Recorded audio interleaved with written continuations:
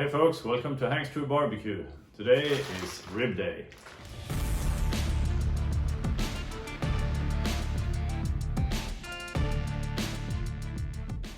So this is what they look like out of the package. Nice trimmed up, actually relatively meaty ribs for Swedish ribs, I have to say. So what we're gonna do now is I'm gonna show you how to do a St. Louis style cut, which is a trimming. It's not a different type of rib, it's just a differently trimmed rib. So we're gonna get that done. We're gonna remove the silvery membrane on the back side. We're gonna apply a good rub and leave this in the fridge for a few hours before we fire up the grill. I'm gonna cook these on my Big Green Egg. I haven't done ribs on my Big Green Egg for a long time, so I figured today's the day. All right, but let's get to trimming the St. Louis style cut. Now the first thing we're gonna do is remove the silvery membrane on the back of the ribs. Just use a knife, lift it up a bit, try to get a good grip with a paper towel because this is real slippery, and pull. Sometimes you get it off in one go, sometimes you have to do it a few more times. Looks like I'm gonna have to do this a few more times. Oh well, every rib is different, so just keep working it and we'll get this gone in a minute.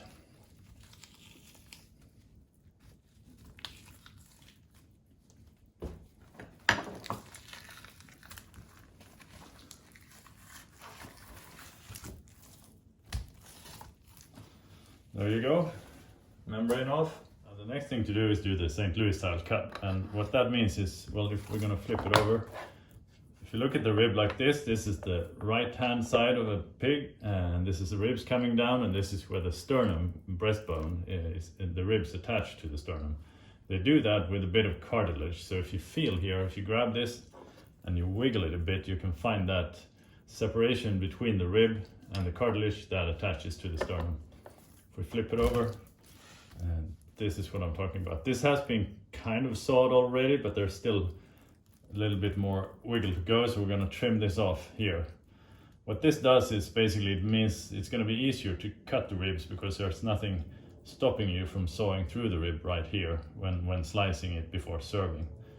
So not only do you remove the extra cartilage and sinew and bones, but also make it easier to slice. But again, it's just a way of cutting ribs, not a different rib per se. So we're just gonna flip it over, feel with our hands.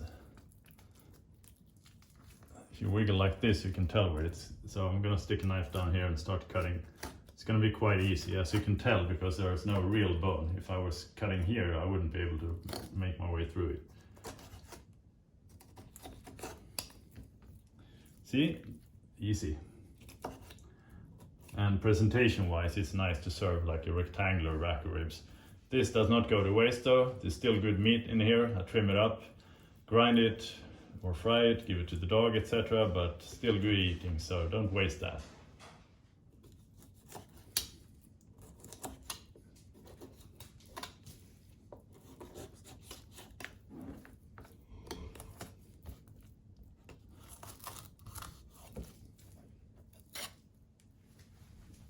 So what we have now is a real nice squared up rack of ribs, St. Louis style cut. The membrane's gone, it's all trimmed up. Well, actually there's not much trimming to be done. Sometimes I cut off the thin end here because it's just too thin and wobbly. But except for that, this is looking good, so we're gonna apply a rub. This slab of ribs is just a perfect match for my Kansas City Royale pork and poultry rub, so I'm gonna apply a good amount of this. Lay on a good layer and get all those flavors worked in. I typically don't use a binder like Worcestershire sauce or mustard because the meat tends to be relatively, well, it's cold and moist right from the fridge, so the rub is going to stick pretty good anyway. I don't feel it's needed, but use whatever flavor preferences you have or ways of cooking. And we're going to apply the rub on the back side of the ribs too. Doing this with my left hand. I'm not used to applying a rub with my left hand. I'm not as smooth as I am with my right hand, but I think it's gonna work out good.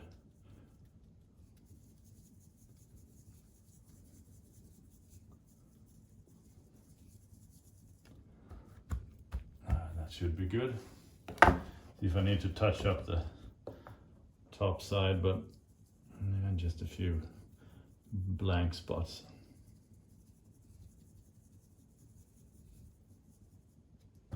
All right, that's looking good. This one's going into the fridge for a few hours, and then we're gonna fire up the big green egg.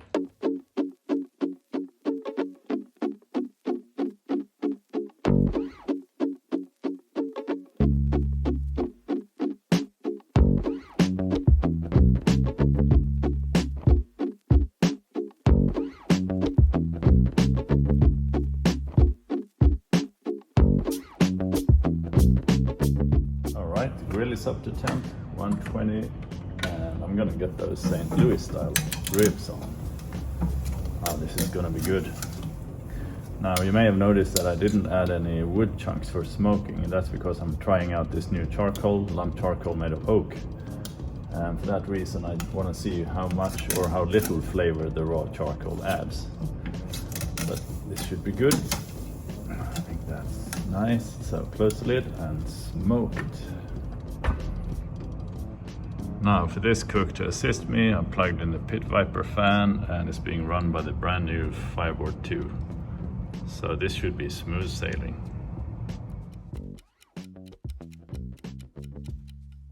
So first check, we're exactly 3 hours in.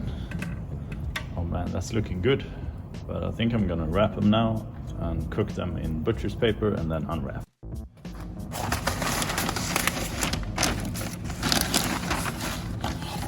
And before doing this, or while doing it, I'm gonna spray them down with some apple juice. Now I use concentrated apple juice, not diluted. So basically higher sugar content. And of course, moisture. That's looking good.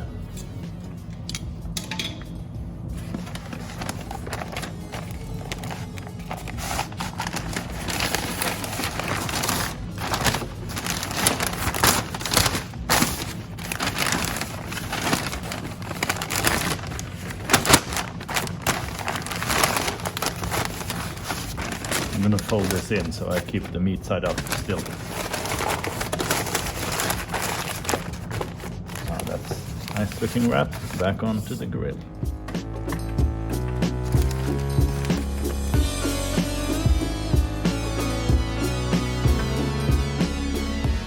Alright, they've been in 45 minutes in the wrap. I'm gonna remove this, unwrap it and firm up the bark a bit.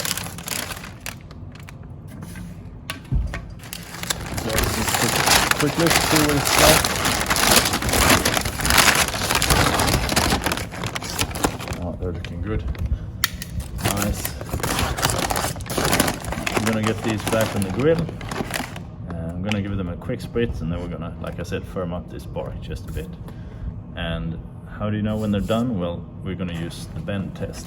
That basically means I grab with the tongs like that, 3 or 4 ribs, pull it up, and what I want to see is when the meat starts to crack here between the bones. That means the meat is tender enough. So picking it up, as you can see, it's not quite cracking yet. So we're going to do this in 20 to 30 minutes again, and then it should be done. That is the bend test, and that's the only foolproof way of knowing when the ribs are done.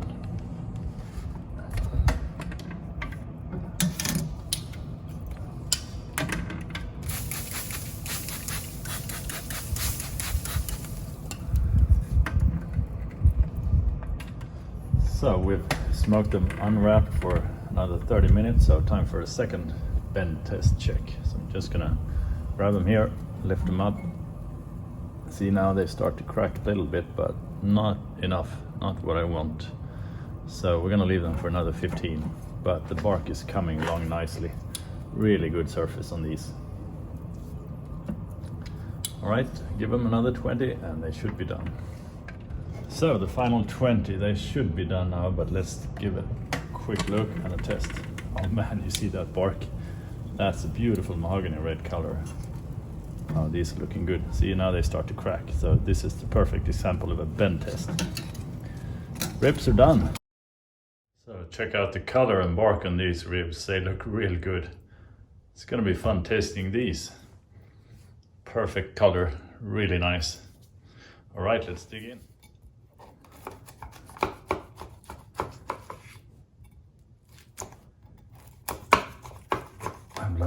crunchy caramelization of the sugar and everything. Really good, nice and tender, almost fall off the bone, somewhere between tug off the bone and fall off the bone, which is just where I like it. Right, time to taste these.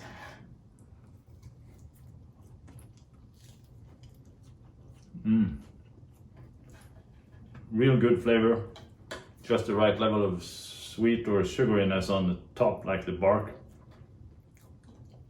Very mild smoke flavor from the oak charcoal I tested, which is the way I like it. I like it kind of when it doesn't overtake or overpower, so that means I can adjust smoke flavor with chunks if I want to instead.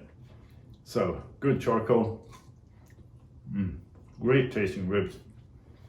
Just need some coleslaw to go with this.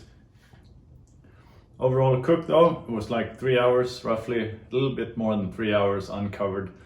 Then they were 50 minutes wrapped in butcher paper, and then another 50 minutes, a little over than 50 minutes, unwrapped to firm up the bark and get them to the right tenderness. So a little over a 5-hour cook in total. But this is good stuff. This is like textbook ribs, so give them a try. Very standard, I would say, way of cooking it, but it turns out fantastic. All right, thanks for watching. If you like it, give me a thumbs up, hit the subscribe button so you don't miss the next episode, and thanks for watching.